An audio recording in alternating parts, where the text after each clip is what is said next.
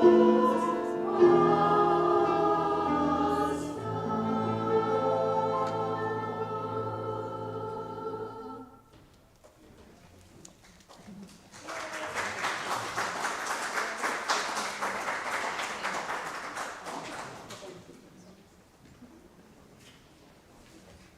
morning, everyone.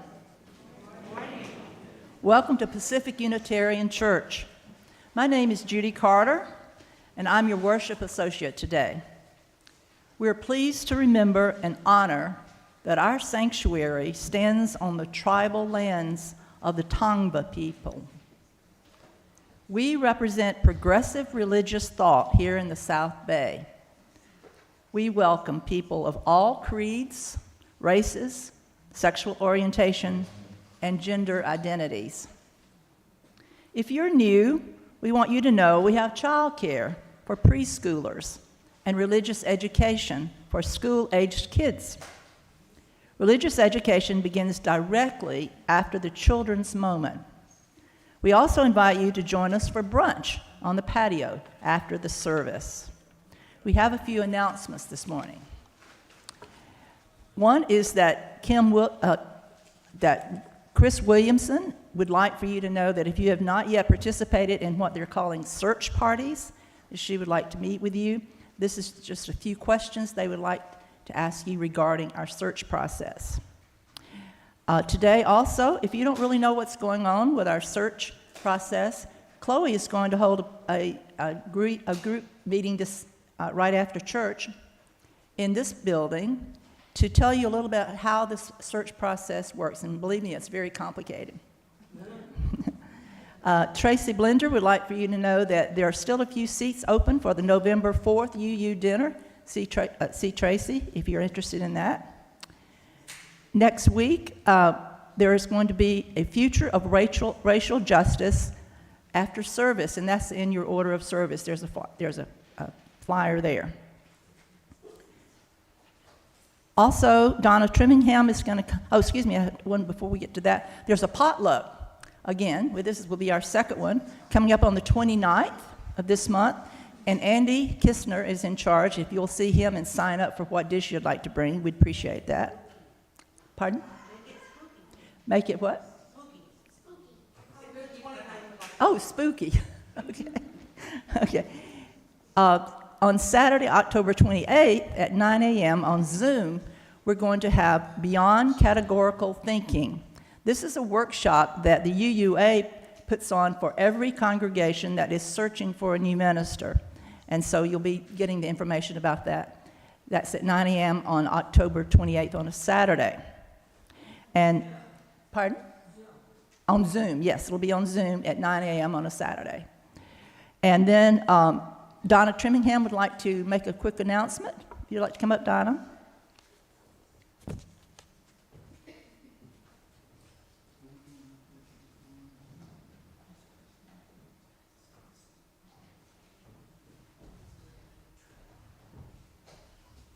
Good morning, everyone.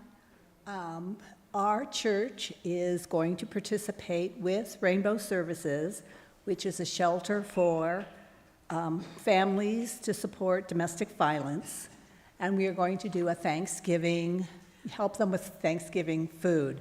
What they need is, this will go on for 4 weeks. We'll have a box out at the welcome table. They need gift cards for $25 for the 99-cent store, for Vons, for Target, for Walmart.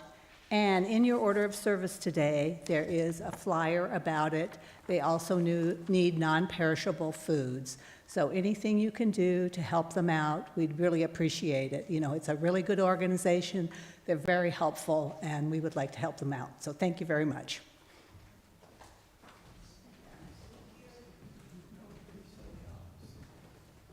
There are many more activities, but time prevents us from listing them all here and telling you about them today. So please refer to your newsletter or your PUCU website for more information. Now we'll have our chalice lighting. This is from Laurel Esquivel, Like Water for Chocolate. Each of us is born with a box of matches inside us, but we can't strike them all by ourselves.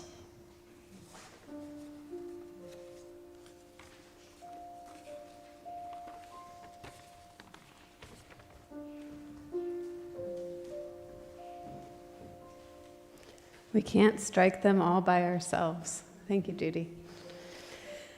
Good morning, everyone. My name is Chloe Briede, and I'm the Reverend Chloe Briede, and I'm the interim minister here at Pacific Unitarian Church. It's nice to be with you all on what's proving to be a pretty sunny and warm morning.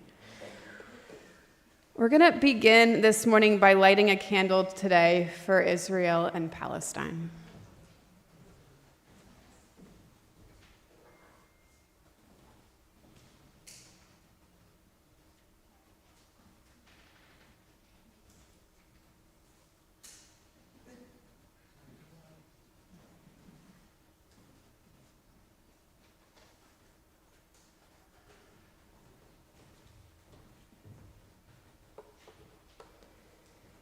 Our opening words are from the activist, lawyer, and faith leader, Valerie Kaur. Our most powerful response to the horror in Israel and Palestine is to refuse to surrender our humanity. You will be told by some the deaths of Israeli children are unfortunate but inevitable because Israel's occupation of Palestine is brutal and wrong. You will be told by others the deaths of Palestinian children are unfortunate but inevitable because it's the only way to keep Israel safe from terror that Hamas has brought on its own people. Both will say our aggression is only response to their aggression, our fear more justified than their fear, our grief more devastating than theirs ever will be. But oh, my love, the hierarchy of pain is the old way. The moment we allow our hearts to go numb is the moment we shut down our humanity.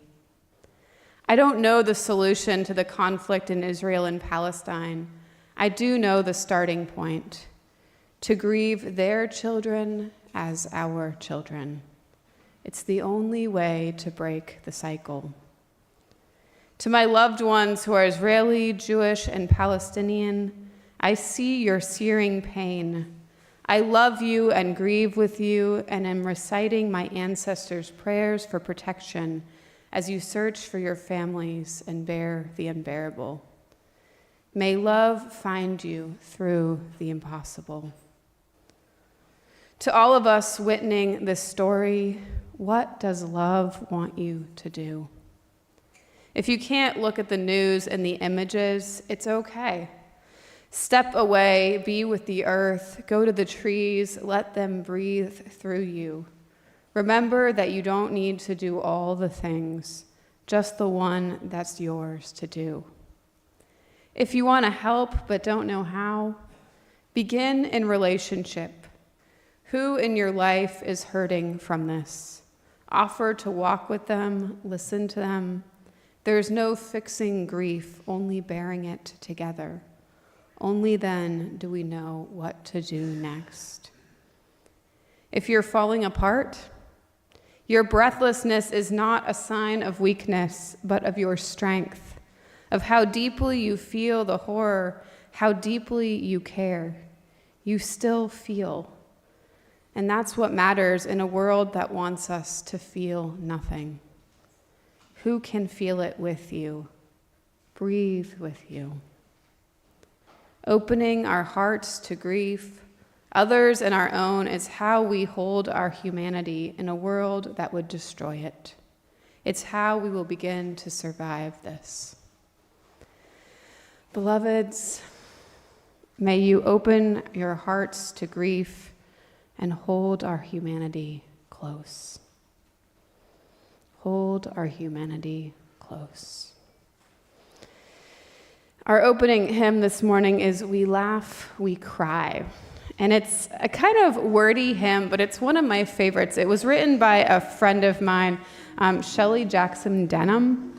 She's a former coworker of mine at the Mountain Retreat and Learning Center, our UU camp in the American South. So you're invited to rise as you're willing and able. We laugh, we cry.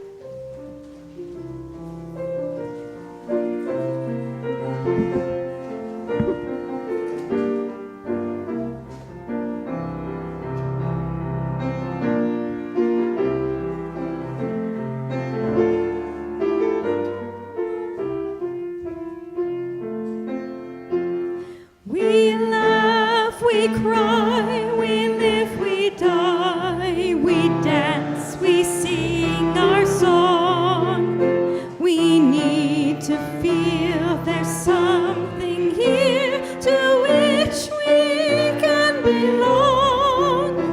We need to feel there's freedom just to have some time alone.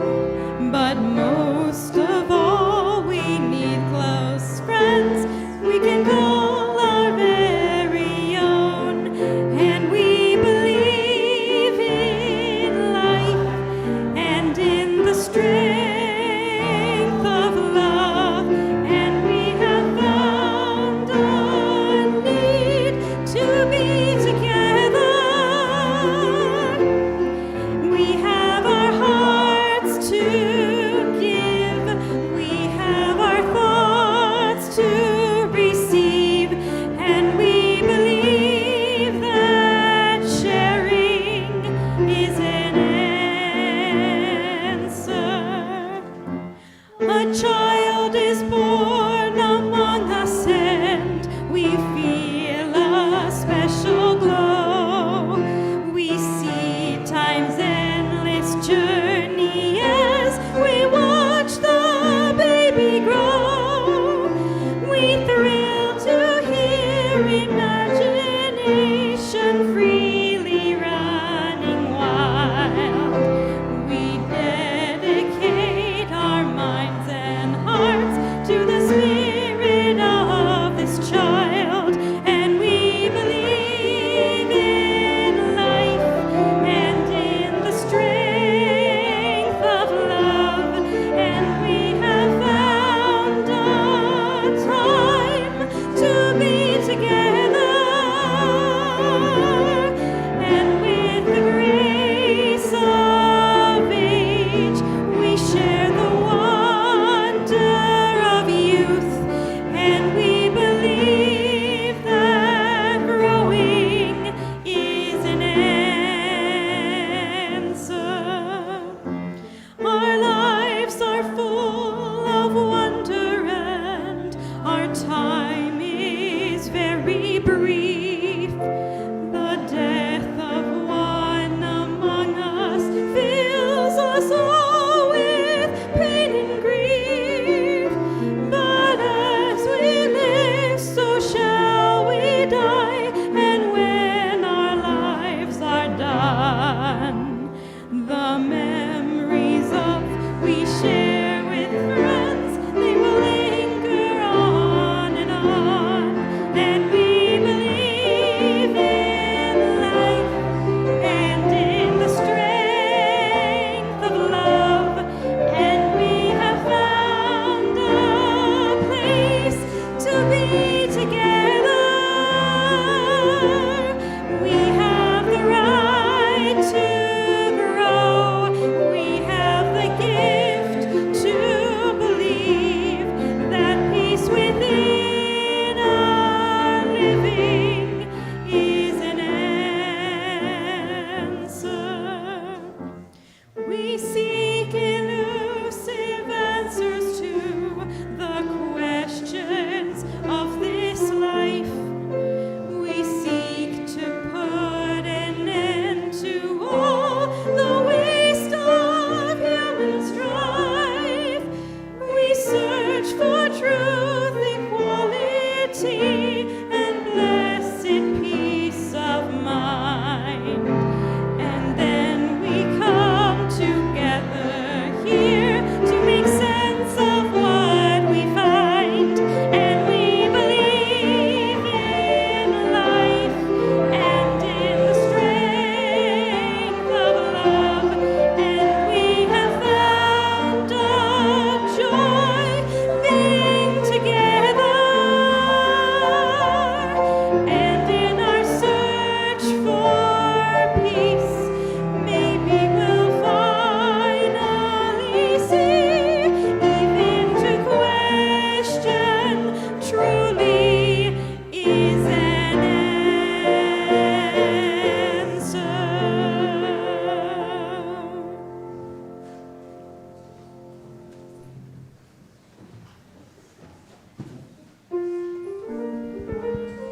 So the children are invited down to join me here on the rug for our story for all ages.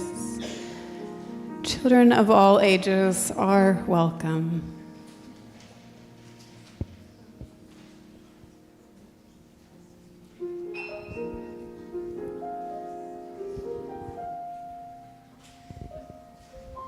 So we're going to start with a video, and then I have some discussion for you guys about it.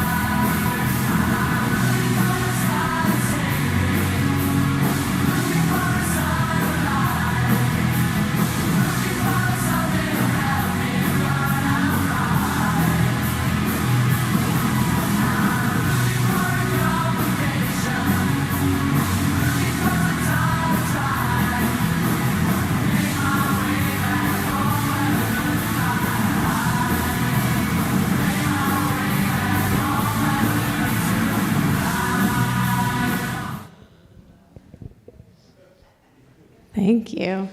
So, what was that? Anybody? Chelsea. They had a conductor playing all those people were playing and singing that song at the same time.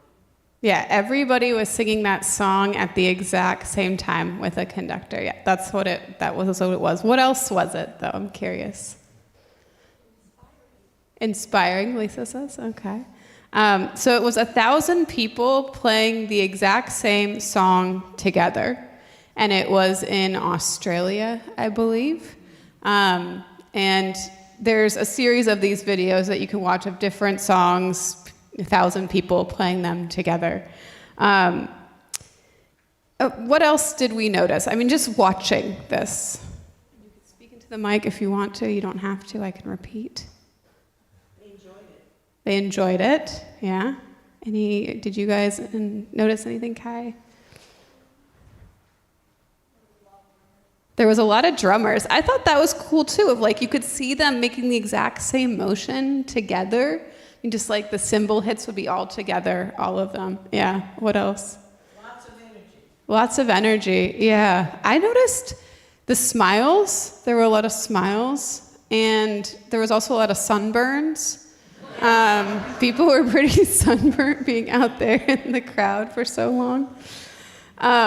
So why do you think I'm relating this to church? They were worshiping, yeah. I love that, yeah. Passionate, yeah.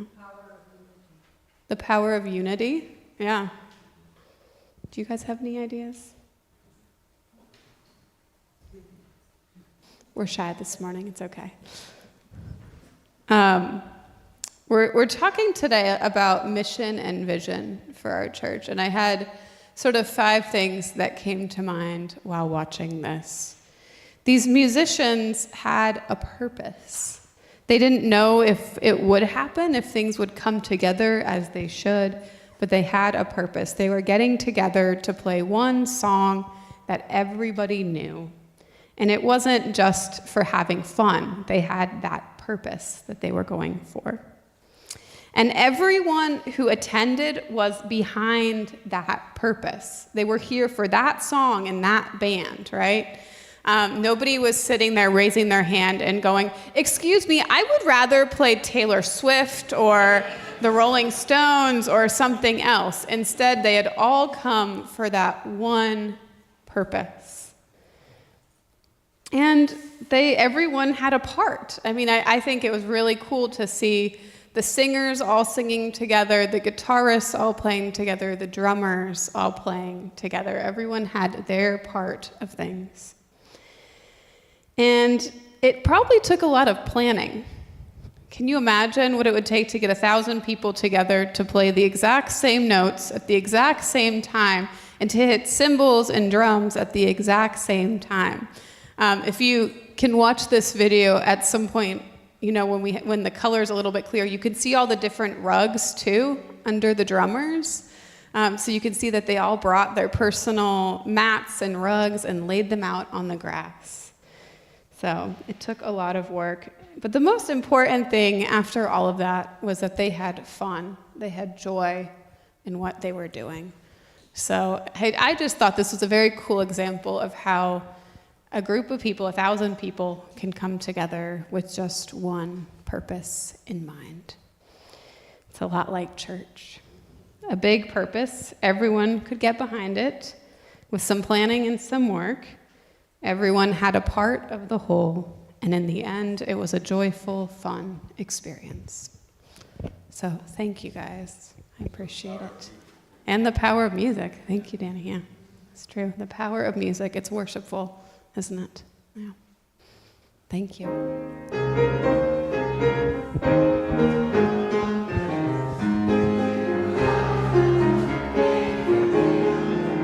Sing to the power of the faith within. Lift up your voice, be not afraid. Sing to the power of the faith within.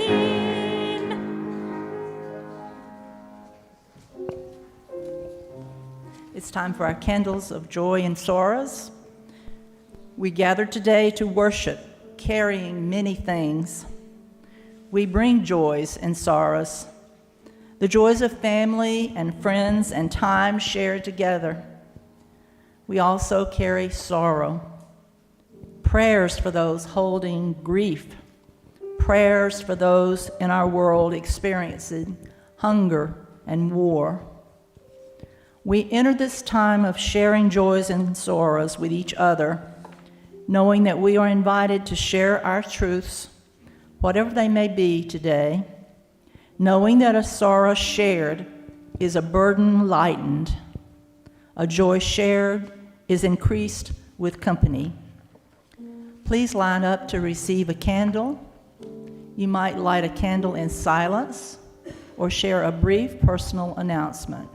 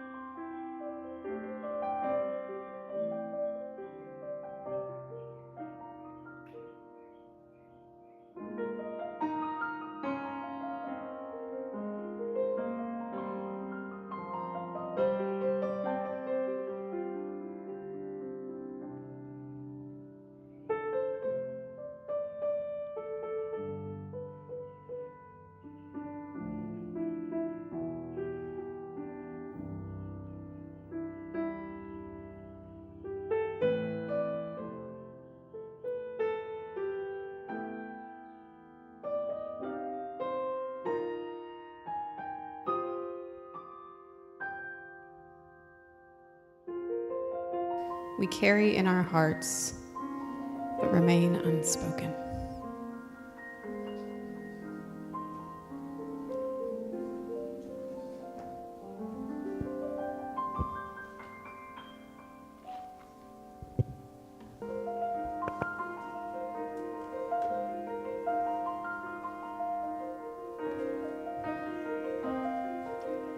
If you would join me in prayer, taking one breath in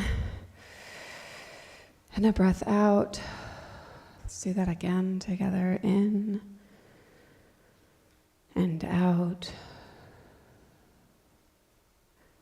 And closing your eyes if you'd like, or perhaps just relaxing your gaze a bit as we join in prayer.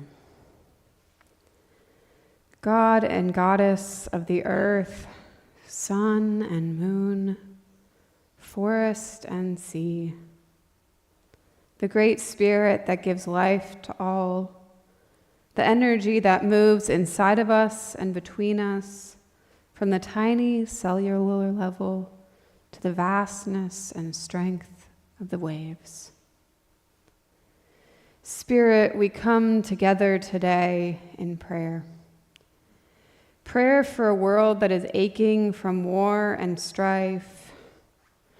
Goddess, we are heartbroken for the many times, for the many lives and times that have been lost this week. Palestinians, Israelis, Ukrainians, Russians to war. Afghanis lost to disaster. Goddess, hold us in our grief and lift with your wind our prayers of love to those who so desperately need it. We also send prayers to those in our midst who are suffering, those with ongoing illnesses, new diagnoses, and mental anguish, those who seek forgiveness for harm done or need forgiveness to be given to them. May you be held in the loving arms of the Goddess and the love of this community. Spirit, we also send prayers of hope and joy, lifting up those who have good news, new jobs, new boards to be on, babies' birthdays to celebrate, other important milestones, and joyful time spent together. We are grateful that in the midst of sorrow and pain, there's often hope to be found. Stories of good deeds and lives saved, reminders that the world is not all bad. Spirit, we pray for all of this, our hurting world, those suffering in our midst, and the great joys that give us hope. Let us take a moment of silence with that prayer.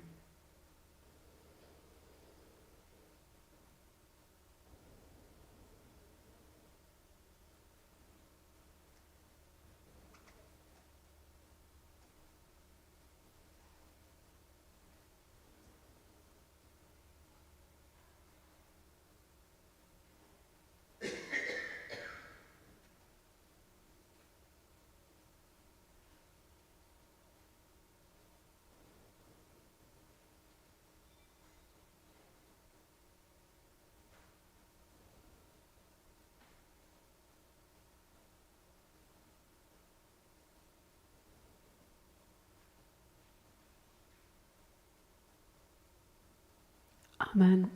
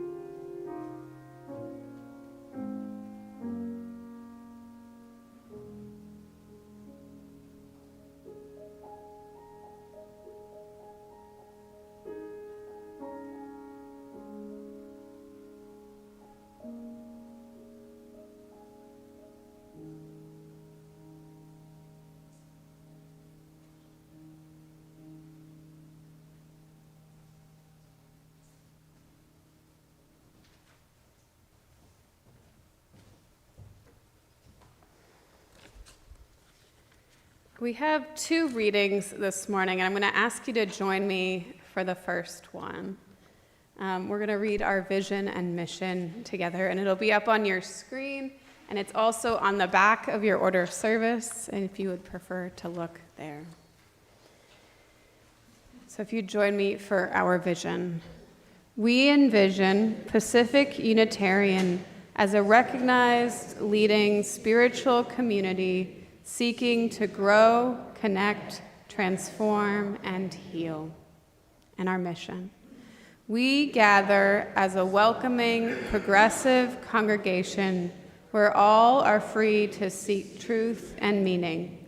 We put our UU principles into practice by nurturing the spirit, creating community, and working for justice in the world. Thank you all for helping me with that. Our second reading is Clearing by Martha Post-Lithwhite. Do not try to save the whole world or do anything grandiose. Instead, create a clearing in the dense forest of your life and wait there patiently until the song that is your life falls into your own cupped hands and you recognize and greet it. Only then will you know how to give yourself to this world, so worthy of rescue. Our centering hymn this morning is Return Again, Return Again.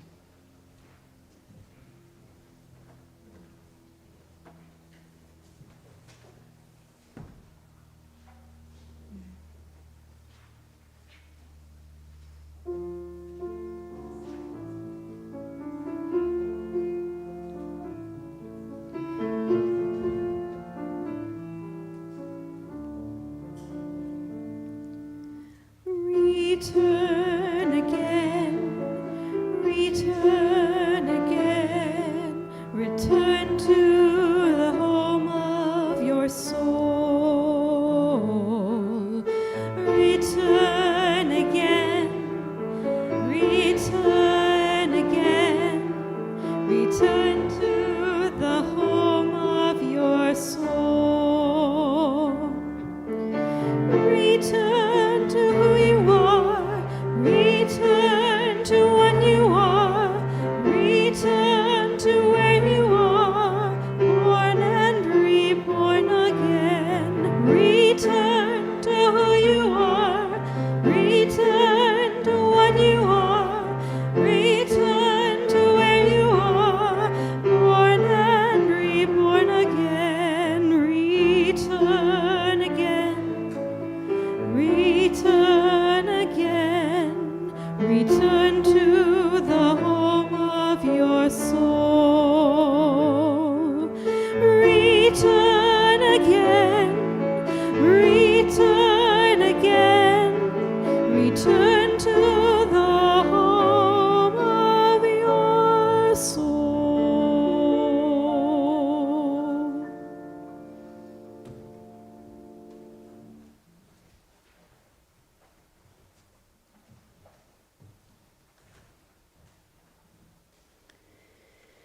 First thing, kill your mission. Kill your mission. This is a dramatic statement from the Reverend Joanna Fontaine Crawford. Reverend Crawford is talking about the invisible missions or the implicit missions we often have. What is an implicit mission? The mission we may be endorsing without really thinking about it or knowing it. Here are some of the examples she gives of implicit missions. We will be a community of like-minded people where everyone gets along. That's one. We will create a large enough church to maintain our historic building. We will keep everybody happy so nobody ever leaves. We will do what it takes to keep our doors open. The most important thing to do is to take care of our people. We will be a place where everybody knows your name. I like that one. We will be a place where well-educated folks can express a relatively mainstream liberal ideas that they cannot share at their workplace or in other public spaces. Some of these made me laugh, like you all, and some I kind of like. I like the idea that everyone would know your name. That sounds nice. And some felt especially poignant. Oftentimes, we can let our implicit missions guide us rather than our actual mission. Whether it's the drive to stay financially sustainable, to grow, to please everyone, or to continue being what we've always been. There's a reason Reverend Crawford instructs us to kill our mission, to instead make our mission explicit. Look towards instead to look at the one we keep close, our actual mission, rather than these implicit ones that don't serve us. Adrienne Marie Brown, the activist and facilitator, identifies mission as a kind of sweet spot. She says identifying what your group can do well and is passionate about and is needed. So what your group can do well, what it's passionate about, and what is needed in the world. That's the sweet spot, she says. That's your mission. Your mission should be brief and clear so that you can refer to it at moments of decision, at forks in your organizational road. It should resonate with everyone in the organization, a compelling statement that makes everyone want to show up, and then she finishes, show up and kick ass. Some of these implicit missions don't really do that, right? I'll repeat PUC's mission, which we read earlier together. We gather as a welcoming, progressive congregation where all are free to seek truth and meaning. We put our UU principles into practice by nurturing the spirit, creating community, and working for justice in the world. 2 sentences. Does this inspire you to show up with some energy, perhaps even kick ass, as Brown put it? I personally like the references to our principles, including seeking truth and meaning, and the idea that we're actually putting our principles into practice. This is a mission I can get behind. There's a difference, though, between mission and vision. Vision is the what do we want to be. Brown says this on vision. The vision of an organization is the furthest it can see. It's looking into the future, dreaming together, predicting impact, flexing the imagination muscle, and saying aloud what we long for. We cannot overstate this. The more people who deeply share a vision, the more possible the vision becomes. Build the vision across your group. Brown says that when new people join, we should make sure they already hold that vision or at least teach them what our vision is. Sometimes something that Brown recommends is a newspaper headline visioning exercise. So you can imagine this with me. You're walking to work one morning, perhaps on the streets of New York City, that's the one I can see in my head, with a newspaper stand by a subway entrance. And perhaps you've watched enough Seinfeld or Law & Order or Brooklyn Nine-Nine to be able to visualize this, the newspaper stand by the subway entrance. For me, the subway entrance also has an orange circle because I used to live on the F train in New York City. But you can see that entrance and you can see the newspaper stand.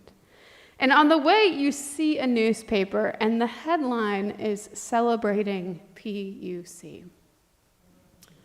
What does the headline say? Currently, our vision is this. We envision Pacific Unitarian as a recognized leading spiritual community seeking to grow, connect, transform, and heal. Perhaps the newspaper headline says something like this. Local faith community helps transform its community. Or PUC in action, growing change from the ground up. Or local Unitarians help heal a community divided. What is the furthest we can see? In his 2015 Berry Street essay, a ministerial conference that goes back to the time of our founding, the Reverend Sean Parker Dennison tells a brief story. He talks about the Methodist church down the street from his home. Outside is the sign, "We feed the hungry." That's all it says. Not something about God or Jesus or even a Bible quote about bread, just that simple phrase, "We feed the hungry." Parker Dennison says this, and they did, by opening a soup kitchen, a food pantry, and an after-school program.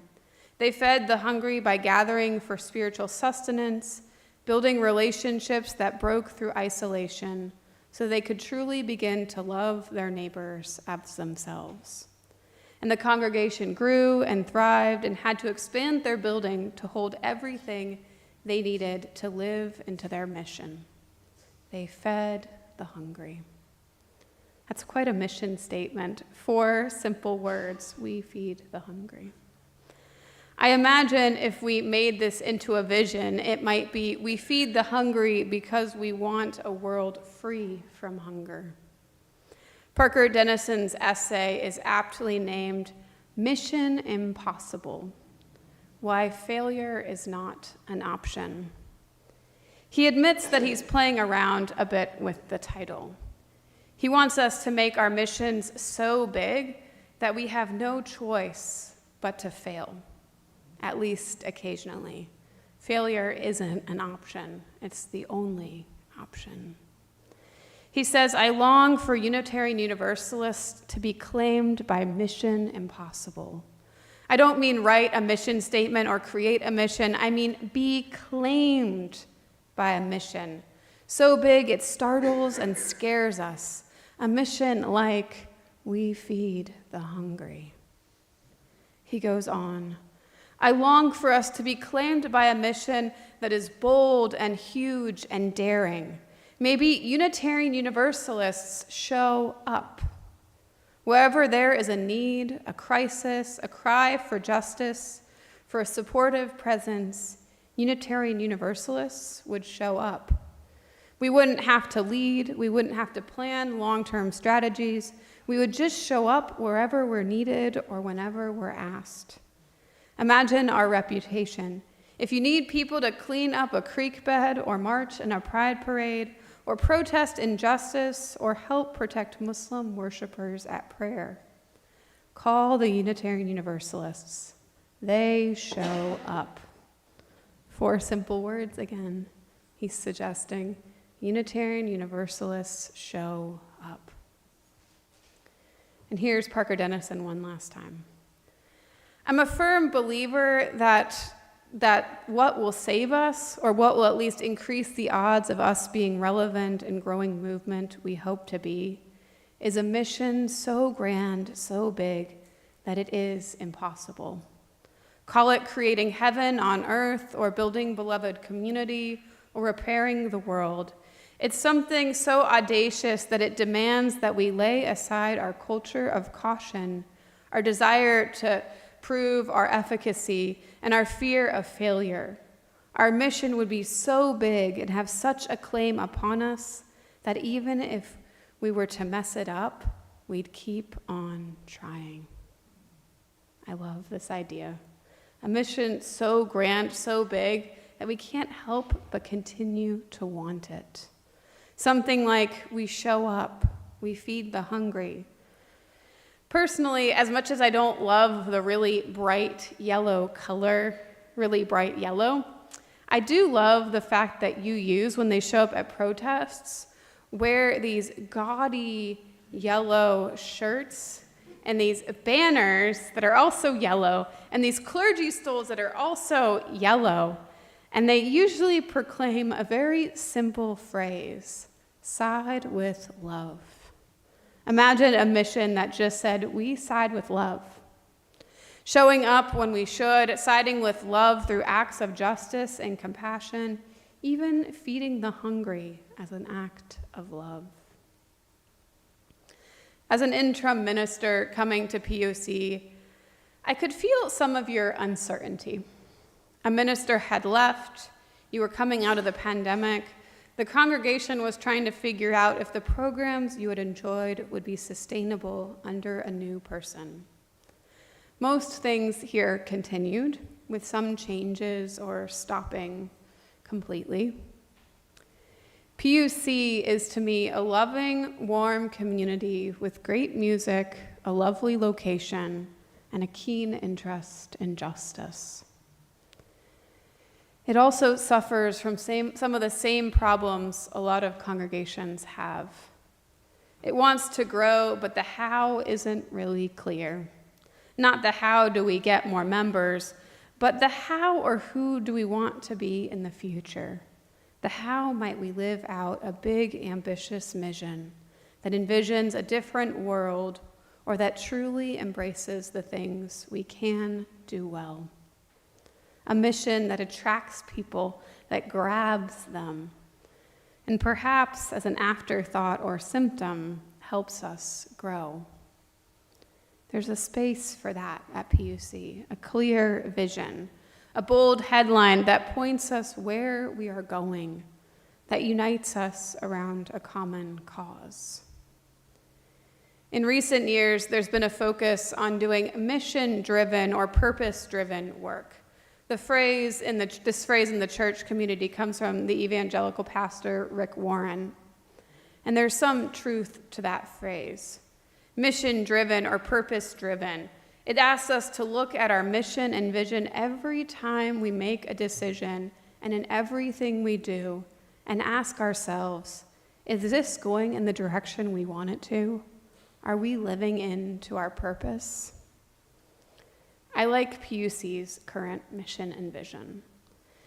They may very well fit who we are at this time. If nothing else, perhaps we need to be reminded of them more, reminded to let them guide us, to look at them when we wonder who we are or how we might talk about ourselves, or even the work we might do next. Something to keep us from getting stuck in our invisible missions, are those invisible missions, right? Perhaps we can boldly proclaim from our vision statement, grow, connect, transform, and heal. This is the heart of PUC. It's from our vision statement. Do our vision and mission point to what's at the heart of PUC? Do they inspire us to think big? To think so big we can't help but fail and then try again? They just might.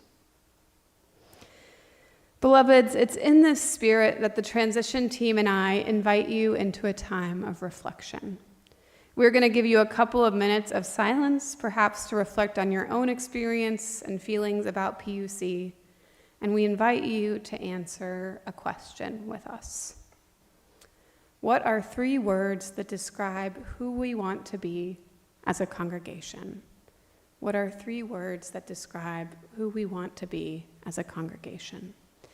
And you might think of this as what would be your 3 headline words, the words that boldly proclaim who we strive to be and who we want to be as a community. And once we're finished with a couple minutes of silent reflection, we're going to give folks a chance to reflect out loud. So if you want to share your 3 words, you can raise your hand, and I'll bring a mic to you. And we did have a shortage of orders of service today. So if you need to share with your neighbor, maybe make a little column and write your 3 words together. If you need a piece of paper or a pencil, you can raise your hand, and Tracy will graciously bring that to you.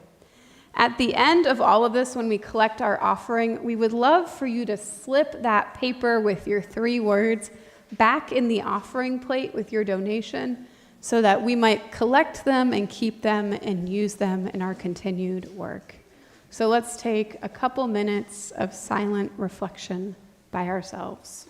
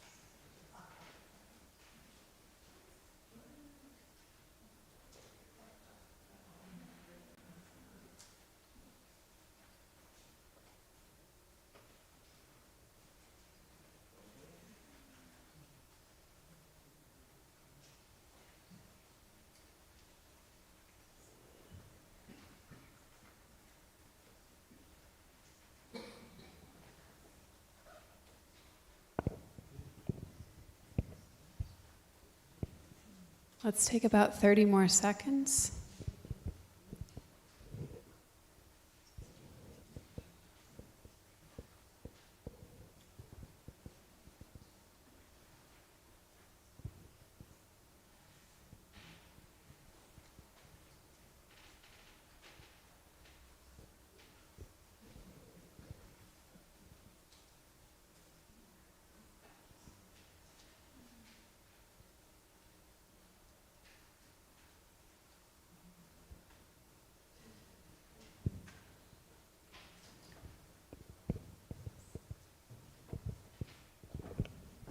So if you would like to share your words, if you can give me a wave, and I'll bring the mic to you, Kiki.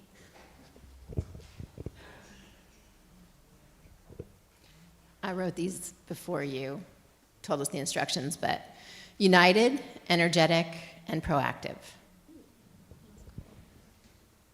Anybody else on this side?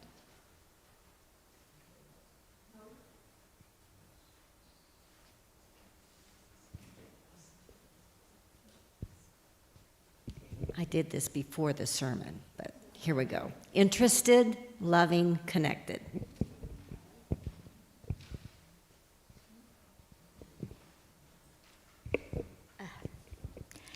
Open or inclusive, kind, and justice seeking.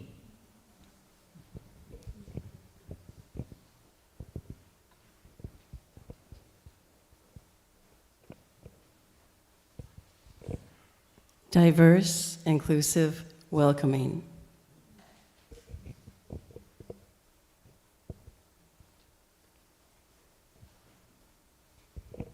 Loving, inclusive, and responsible.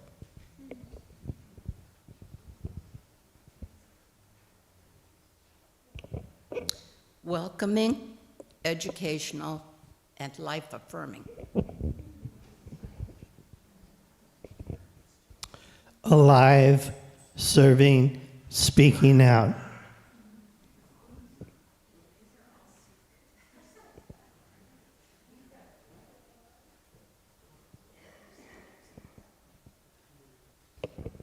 I did these during your transforming, something about outreach, catalyst for change in the South Bay, hub on the hill, progressive hub on the hill.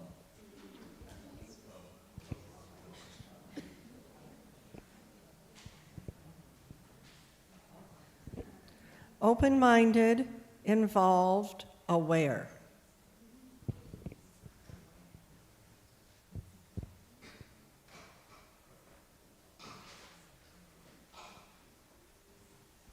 Uplifting.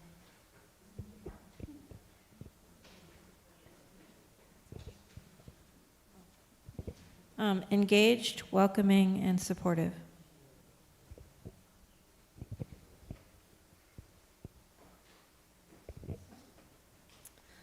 Progressive, welcoming, and safe.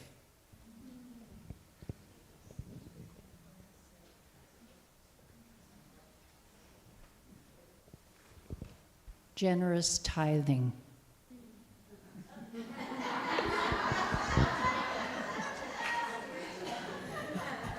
I just can't say one word, so I had several. Welcoming to all, fun and inspiring music, sermons that make me think.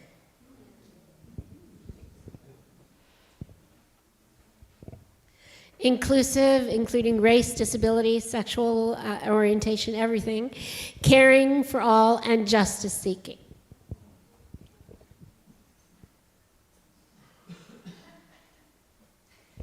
You all are giving me my exercise here. Joyful, listening, natural world.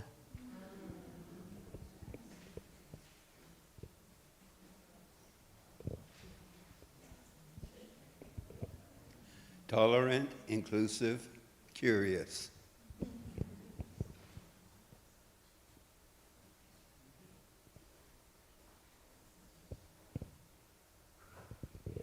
Inspirational, of service, and welcoming.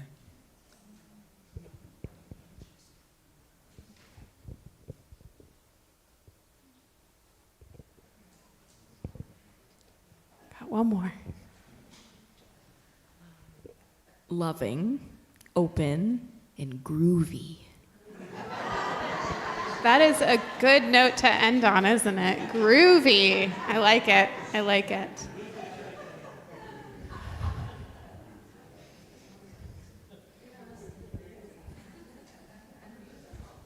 And I'm just going to read the words from our vision one more time. These are the ones I liked. Grow, connect, transform, and heal. May we do that together, beloveds, in this time and for this world that desperately needs our healing love. Amen.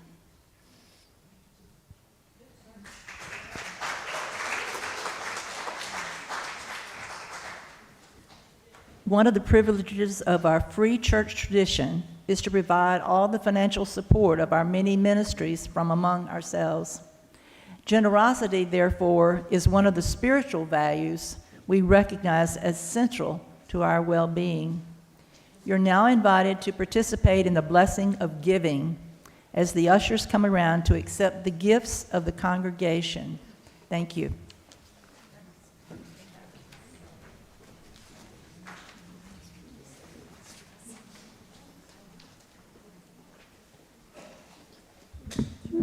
Everybody talks about a new world in the morning, but the new world in the morning is today.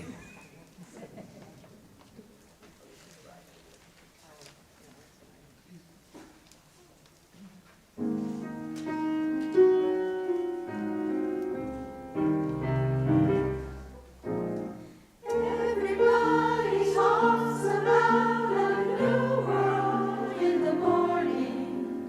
New world in the morning, so they say. I myself don't talk about a new world in the morning. New world in the morning, that's today. And I can feel a new tomorrow coming on. And I know I have to sing this song. Everybody talks about a new world in the morning. New world in the morning takes so long.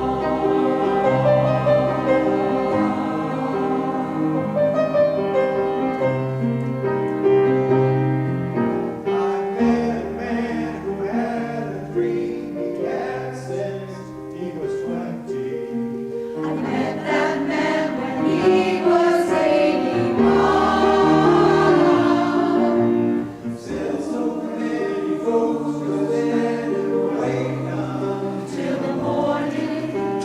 Don't they know tomorrow never comes? And they gotta feel a new tomorrow coming on. And with stars eyes to twinkle up in fun. Everybody talks about a new world in the morning. New world in the morning never comes. Everybody talks about a new world in the morning. New world in the morning, so they say. I myself will talk about a new world in the morning. New world in the morning, that's today. New world in the morning, that's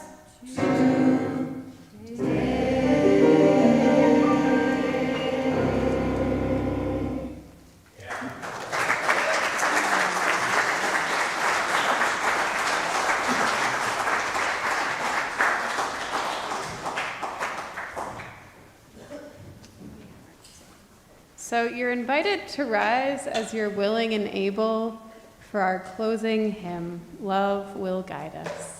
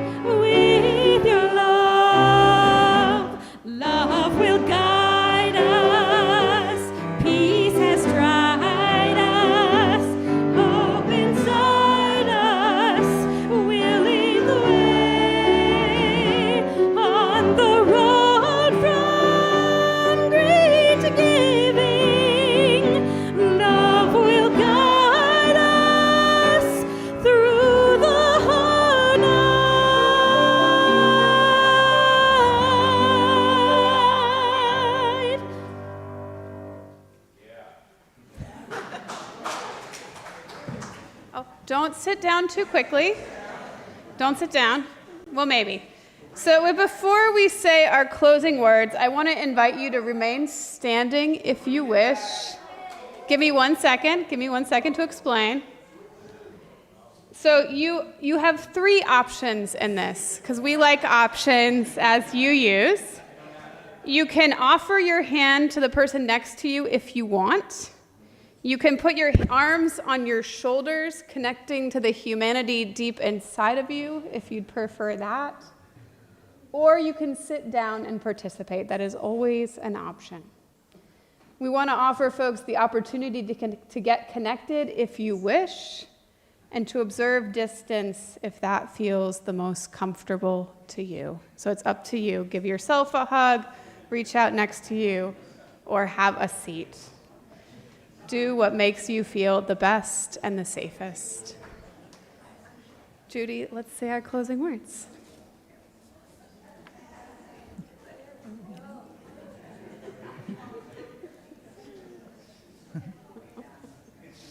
This church is dedicated to the proposition that behind all our differences, beneath all our diversity, there is a unity that makes us one and binds us forever together in spite of time and death and the space between the stars.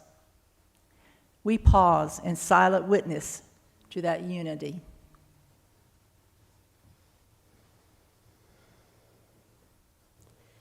May the blessing of love be upon you. May love's peace abide with you. May love's presence illuminate your hearts, now and forevermore. So be it. Amen, shalom, salam, namaste, and blessed be. And now our service truly begins. Woo!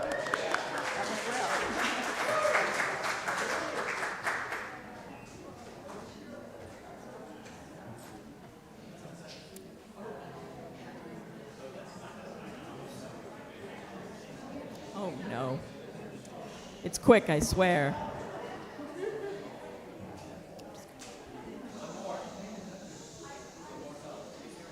It's quick. It's one more song, yeah.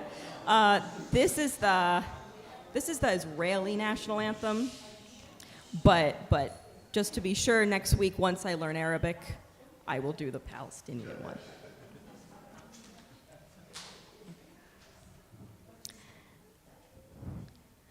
Kolod baleva panima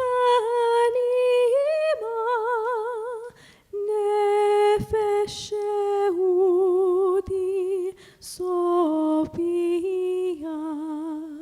ufatem Mizrach kadima ayin letzion Sophia, on Lord, Batikvatenu, Atikva Bashmot Alpaim, Liotam Hoshi, Ben Artzenu Zion Yerushalayim Kliotam Hovshi Ben Artzenu Eretz Zion Yerushalayim.